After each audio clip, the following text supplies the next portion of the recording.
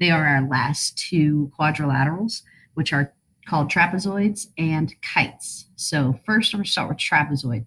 So a trapezoid, we have two different properties for a trapezoid. So this is another one to add to your note cards so that you can study them and know the vocabulary inside and out.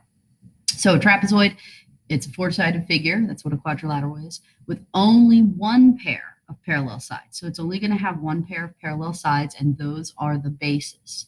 Okay, so here's an example of a trapezoid over here. So this is my only set of parallel sides. Those are your bases. The other two are not going to be parallel. Okay, they can be the same, they can be different, it doesn't matter. So you're going to have one set of parallel sides, those are the bases. The other two sides are called the legs. And then the angles that are attached to those legs, those are the important parts. Those are going to be the angles that add up to 180 degrees. So that's how you're going to find angles. So this angle right here and this angle right here, they will add up to 180. So if you can kind of like circle the leg, the two angles attached to that leg are going to equal 180. Same thing over here. Not necessarily equal at all to each other, but these two will add up to 180 and these two will add up to 180. So those are your two properties, one set of parallel sides and the leg angles equal 180. A more specific trapezoid, so we actually technically are three pictures today. So a more specific trapezoid is an isosceles trapezoid. That means that when we had an isosceles triangle, you had two equal sides. Well, in an isosceles trapezoid, you're going to have two equal legs. So the trapezoid in which the legs are congruent. So I've got a trapezoid here, one set of parallel sides. These are the legs, and they are equal to each other. Okay, and the trapezoid, it's not always the top and the bottom that are the base. It can be turned sideways. So this one, the left and the right are the bases, and the legs are equal. Same as the original trapezoid, though. One set of parallel sides, leg angles are going to add up to 180. So those two will add up to 180, and these two will add up to 180. Same thing over here. These two will add up to 180 because they're attached to the leg, and these two will add up to 180. Okay, two more things. So we've got legs are equal, base angles are equal. So the base angles are the ones attached to the base. So here's my bases. So the ones attached to your base, those will be equal. So angle A and D are equal, and then angle B and C are equal. Okay, so if it was over here, this is your base, this is your base. So angle B and C would be congruent, and then angle D and angle A would be congruent. Okay, and the last one, the third one, is diagonals are congruent. So in this, BD and CA are congruent. They do not bisect like a parallelogram. A trapezoid is not a parallelogram. So these do not bisect, but they are equal in an isosceles. So the whole thing BD and the whole thing AC, those will be congruent to each other. So those are your properties for a trapezoid. Let's apply them. So for finding an angle measure, this one right here is telling me that is isosceles. So if it's isosceles, what I always want you to do is find your bases. That's always the first thing I want you to do. That's the most important. Like I said, they're not always on top and bottom, but it happens a lot. Okay, so those are my bases. Now what that means is your leg angles add up to 180. So these two are going to equal 180 because they are attached to your legs. So I've got 180 minus 44, which is going to equal 136. So that's angle K right there.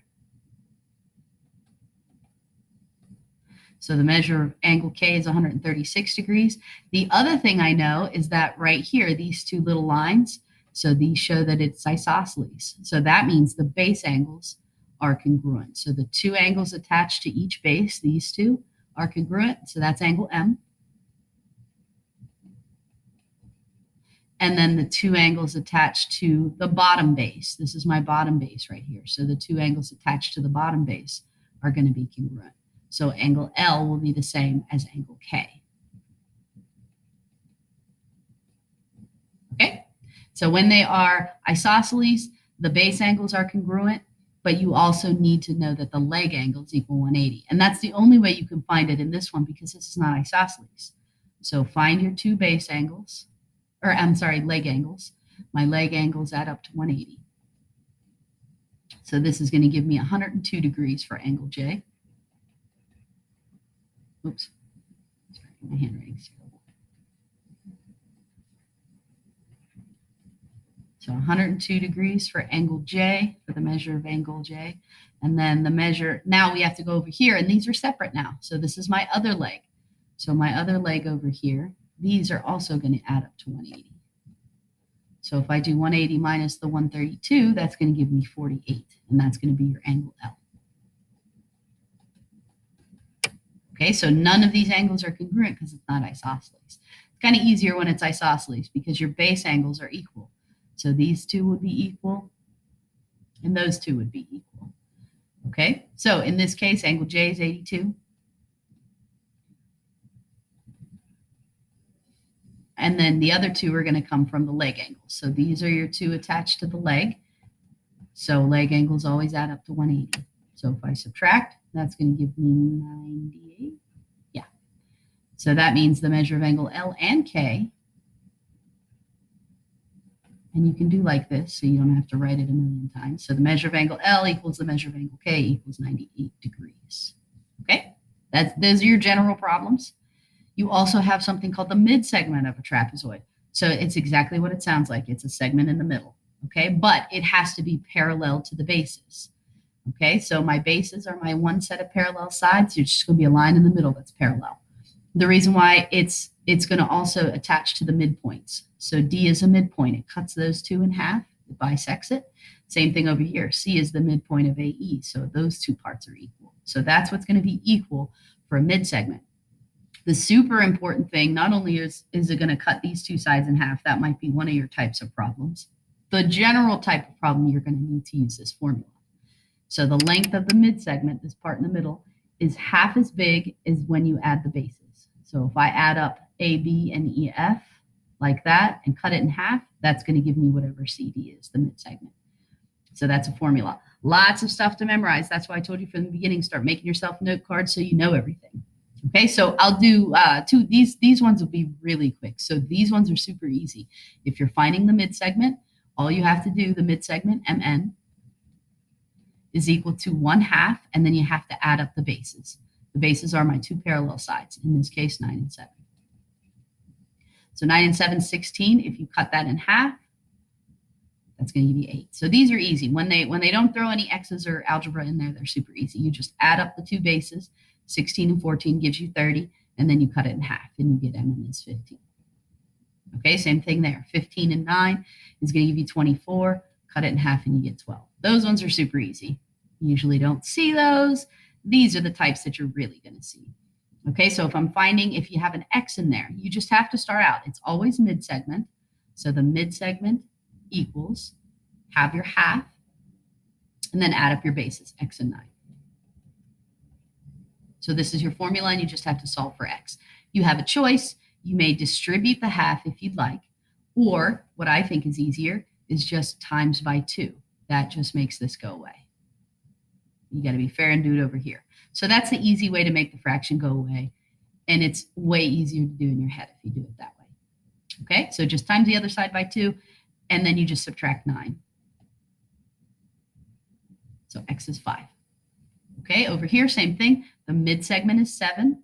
The mid-segment equals 1/2 times the sum of the bases. It doesn't matter if X goes first or 4 goes first. It's commutative. You can flip them around. So same thing, just times by 2 to make the half go away. And then I can subtract 4. Okay, the hardest type would be something like this when they give you a whole bunch of stuff. So in this case, my mid-segment is the 2x and 11. That is equal to half the sum of the bases. So my bases are 8x minus 12 and 10. So this is my formula. Again, it's way easier to just make this go away by timesing by 2. Now, if you've got more than one thing, you're going to have to distribute the 2. Okay, so this is going to give me 4x and 22. And I'm going to add my like terms here and get negative 2.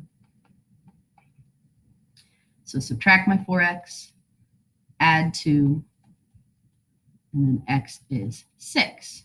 Okay, just be careful if they ask for x or if they actually ask for mn, you just have to plug it back in. So just pay attention what they ask for. These directions just say solve for x. Okay, so that's probably the trickiest type of trapezoid problem you'll see. So that's trapezoids. Finally, we got kites. So kites, they only have 2. There's a lot to do with trapezoids. Kites only have 2 things. One, you've got 2 pairs of consecutive sides are congruent. Remember in the sword, we've been seeing this a lot this year. Consecutive is side by side. Okay, so in other words, these two consecutive sides are going to be equal, and those two are going to be equal. Okay, so again, the picture can be up and down, switched around, but two consecutive sets of sides are going to be congruent to each other. Okay, also diagonals are perpendicular, so just like a rhombus and a square, you're going to have the diagonals be perpendicular to each other. Okay, those are the two things you need to remember. So examples, you can find all the angles in here if you're given just a couple. Okay, so we know that diagonals are perpendicular. That means the measure of angle 1 is 90. So if that's 90 and that's 36, all you got to do is subtract. All you got to do is subtract from 180 because I've got a triangle right here, and this will give me that little angle down there. I'm just finding this one because we're going to need to know it for later to find these 2 and 4 up here. Okay, so if you subtract, that's going to give you 54. Yeah, so that's going to be right here, 54. Okay, notice this is not bisected right here, but these ones will be bisected. So if it's the line that's connecting the two opposite, the two sets of sides that aren't congruent, if that makes sense. Like in this one, these would be the ones that aren't congruent. If you scroll, let's say to this one, then these would be bisected. So that will happen where just a set gets bisected, not these ones. And you can tell basically by looking which ones will and will not get bisected. It's not a property, but it does happen every time. All right, anyway.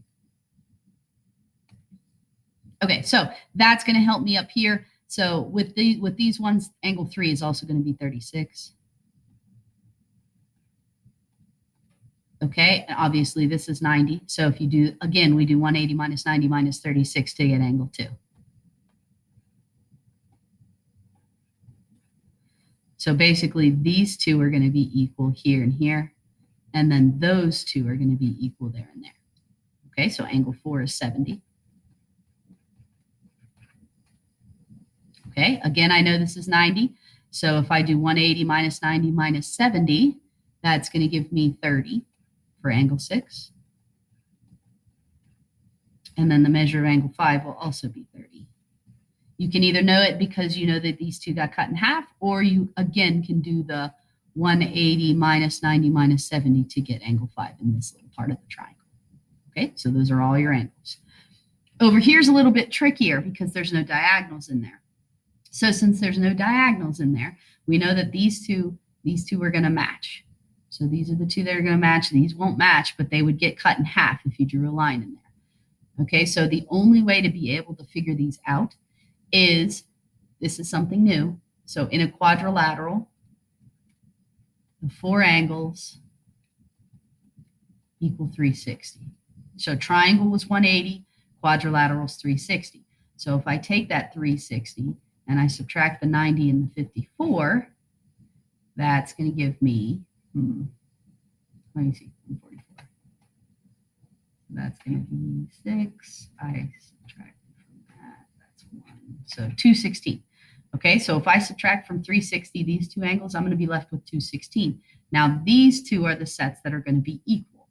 Okay, so these are the ones that get bisected, and these are the two that are going to be equal. Just like over here, the 54 and the 70 and the 54 and the 70. So these ones are the equal ones. These ones are the bisected ones. Okay, so now if I just cut that in half, that's going to give me angle 1 and angle 2. And that's going to give me 108, so 108 degrees. Okay, one more of these. Again, the diagonals are perpendicular, so 1 and 3 are the same. Okay, and then just subtract from 180. 180 minus 90 minus 35 is going to give you 55 degrees for angle 2 and 4.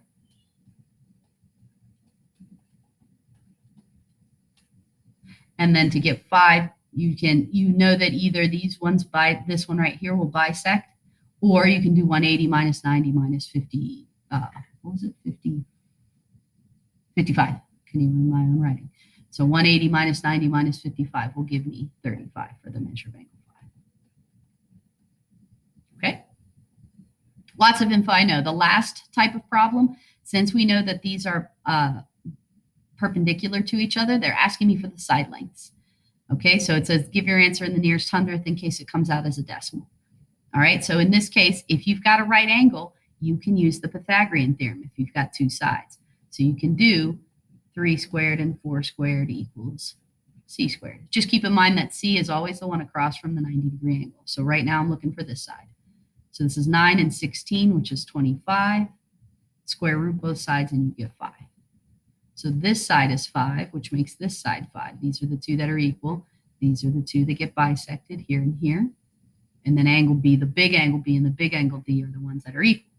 So you could do the same thing. 3 squared and 4 squared equals c squared and get 5 here. Over here, you would have to do 2 squared and 3 squared.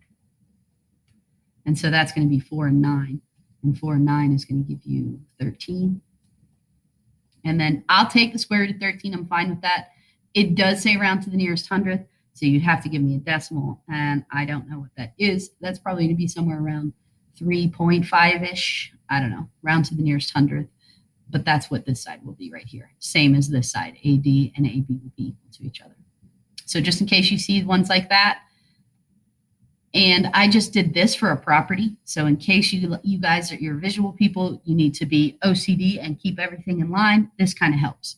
So opposite sides are parallel. That is a property of a parallelogram.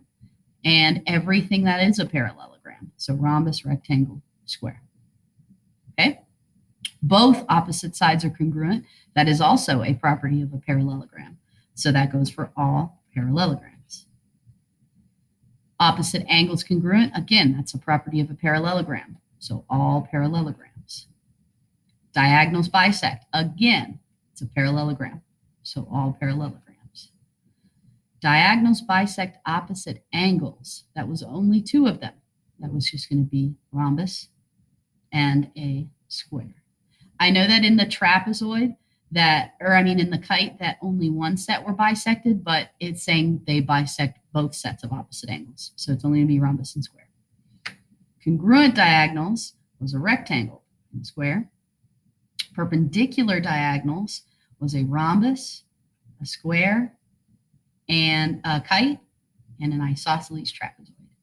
Oh, no, isosceles trapezoid, I'm sorry, these were congruent diagonals. Okay, and then one pair of opposite sides are parallel. That goes for these two. Only one pair of opposite sides being parallel. Okay, so that's just to kind of give you an idea. And then if you did diagonals are congruent, so I left that out. Sorry. Okay. So that kind of gives you maybe a little more idea of what's going on.